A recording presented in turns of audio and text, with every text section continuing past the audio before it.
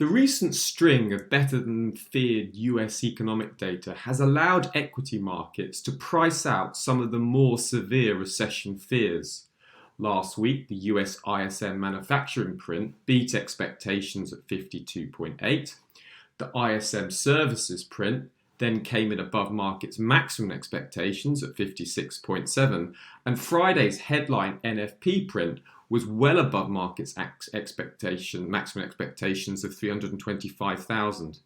However, despite the strong gains from June's swing low across major indices, most analysts do remain cautious and see this as a potential bear market rally. So this is where seasonals can help. Will we see a period of weakness across major indices between now and October? Look at the weaker seasonals for the S&P 500, tend to see a slightly weaker period during this time. Also, look at the DAX index.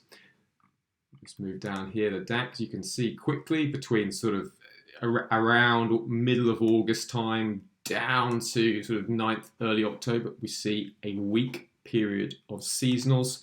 And then let's look at the Nasdaq as well.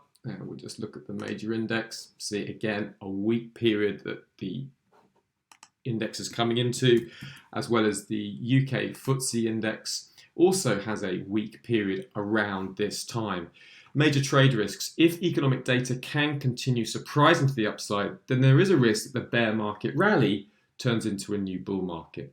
Remember, HYCM clients can access the Seasonal product in order to analyze over 25,000 different currency pairs, indices, commodities, as well as individual stocks. Please do contact your account manager for a free trial to get started right away.